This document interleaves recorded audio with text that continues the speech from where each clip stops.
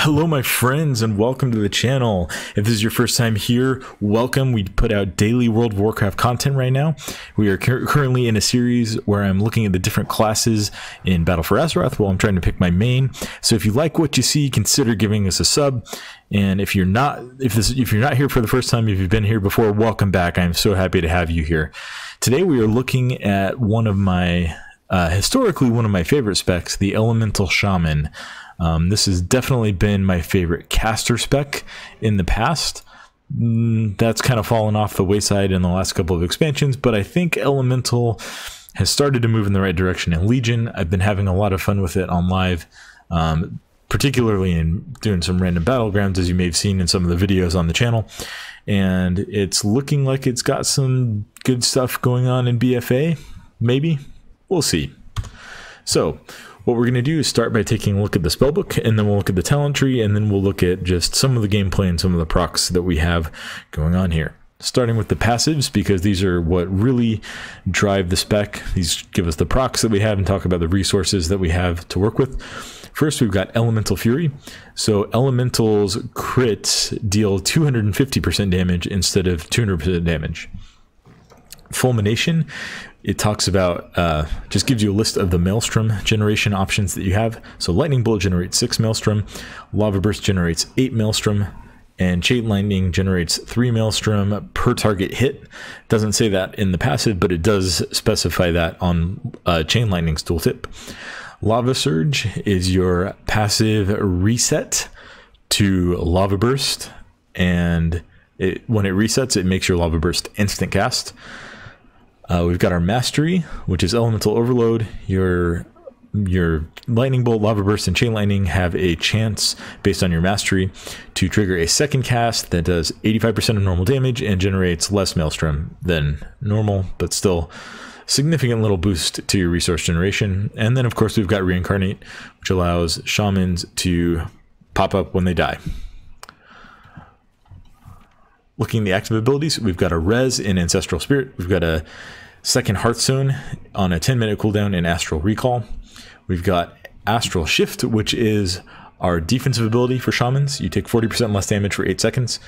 Capacitor Totem is your stun. This does have a little bit of a charge time, so you have to set it up with a little bit of wisdom, and it is only a 3-second stun now in BFA, which is in line and actually a little bit stronger than a lot of the other AoE stuns have been lowered to. Chain Lightning is your filler AoE ability. It's going to bounce to 5 total targets, generate 3 Maelstrom per target hit, and deal moderate to low nature damage. But remember, as a Shaman, if your spells crit, they deal 2.5 times the normal damage instead of just twice the normal damage, and they also have the chance, this also has a chance based on your Mastery to get a second cast for 85% additional damage. So a lot of the spells for the Shaman look a little bit low in damage and are tuned that way, but when you get procs or crits, everything hits even harder than it normally would for other classes. Cleanse Spirit allows you to remove curse effects from a friendly target. Earth Elemental is kind of a defensive ability. It gives you a little tank pet that lasts for a minute on a 5-minute cooldown. Not super useful in group content, but can really save you in open world content. Earth Shock is your Maelstrom spender. Maelstrom is your resource as a Shaman, by the way. So you have a mana bar, but that really only affects your heal and, you know, things like Cleanse Spirit, which really doesn't take much mana at all. But you have Maelstrom, which you generate with most of your spells like we talked about in the passive, and then you will dump it on either Earth Shock for a single target or Earthquake for AoE damage. In between those two abilities, Earth Bind is your slow. This will kind of pulse a slow around itself for enemies within 10 yards, and you can cast it relatively far away. It's got a 30-yard range, so you have that slow. That's pretty useful. Farsight is kind of mostly a flavor ability. I guess there are some uses, maybe in some PvP scenarios. It does have a ridiculous range. It's an unlimited range, so if you can see something on the map, like let's just cast it all the way over here. See, I'll even get a little bit of a lag spike while it's loading the terrain. Oh, cool, I casted it into a tree. So that's really useful. Really needed to see what's over here in this tree. But anyway, that's we'll get a loading screen going back to the character. That's fun. So Farsight is still there, unchanged, kind of always been there. Kind of a fun ability, but mostly just for flavor. Fire Elemental is your big DPS cooldown baseline. One thing that's important to note about it is that while it's active, your Flame Shock ticks will generate Maelstrom. So that gives it just a little bit more flavor rather than, hey, I just summoned this guy who's going to do some damage. Cool. It's got a little bit more interaction. It'll help you get more earth checks off, which is kind of nice. Flame Shock is your dot, and it is back to having a cooldown. It feels bad. It feels really, really bad. One of the best changes that they have ever made to the Elemental Shaman was to remove the cooldown from Flame Shock, and here it is back in its 6-second, not reduced by haste glory. That's really too bad. I really wish they would change this back to having no cooldown. Now, on the flip side, it no longer consumes Maelstrom. It's just a straight up 18-second dot. So you're not limited in how long you can keep it up by the Maelstrom. You are, however, limited by that cooldown, which is, it feels bad. Now, part of that is because they've removed the interaction that Flame Shock and Lava Burst have, which we'll get to when we get to Lava Burst. So Frost Shock is your Frost Shock. It's your single target slow. It slows the movement speed by 50% for 6 seconds, deals low to moderate frost damage, but one thing that you should note is that it has no cooldown and it has no cost, right?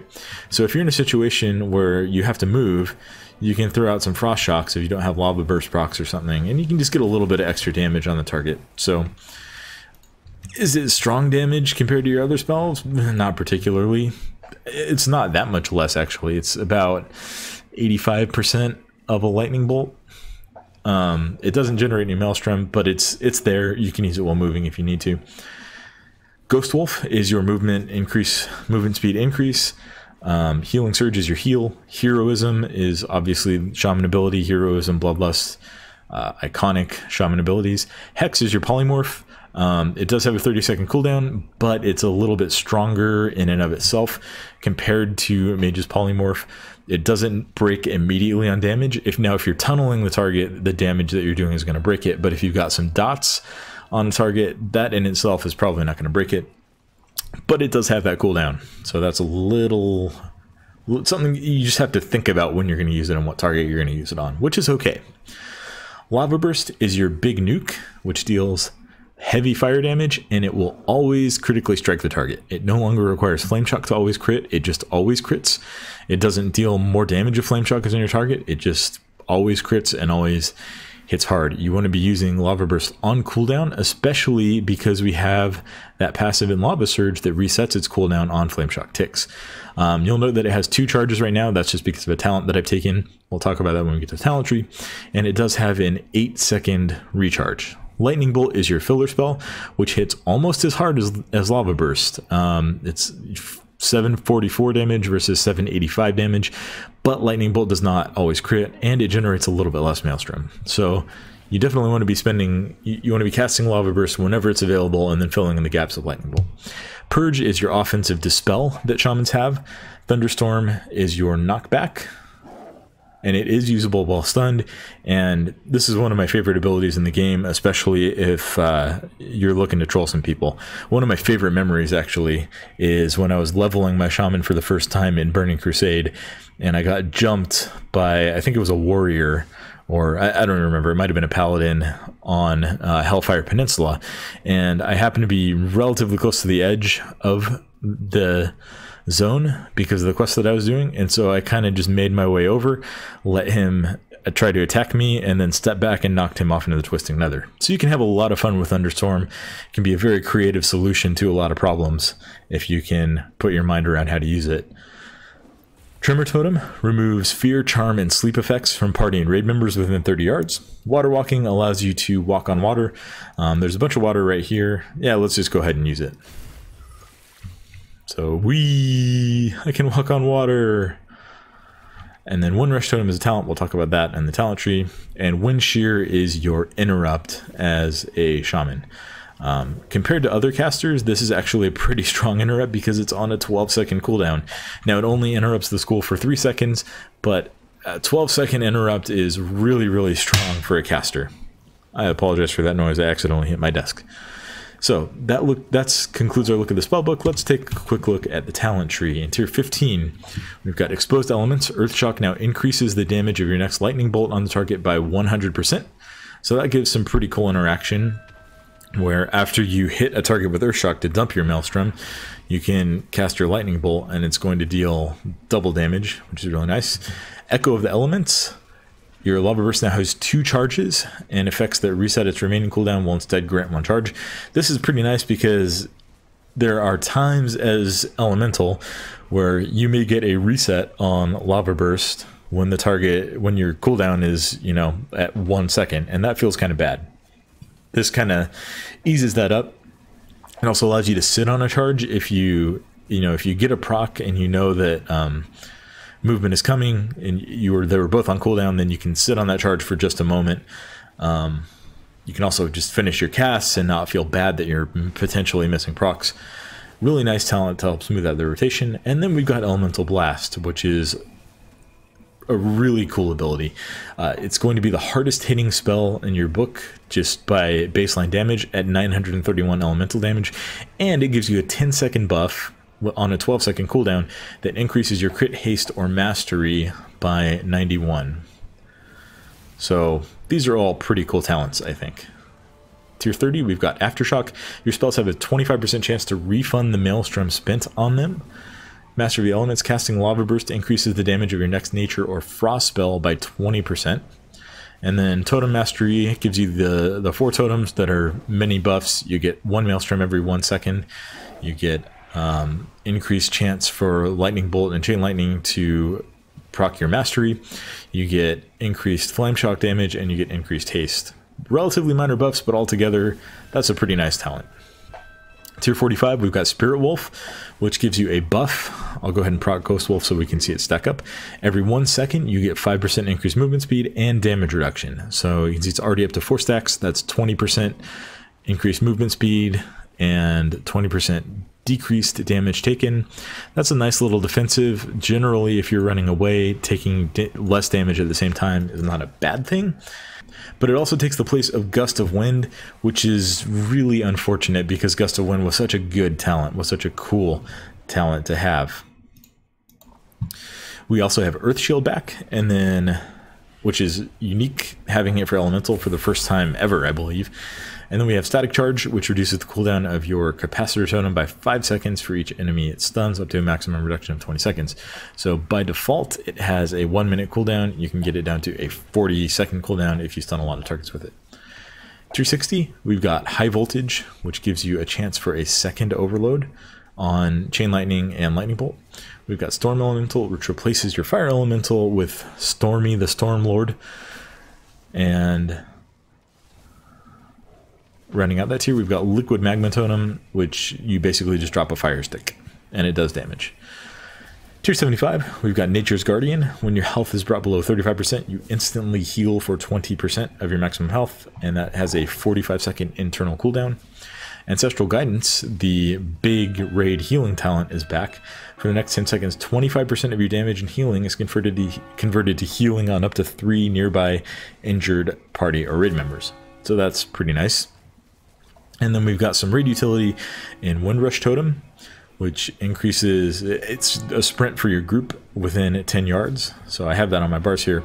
You can see the radius is pretty generous. If you place it well, so that it's where your group is going to be moving through, that can be a really strong ability.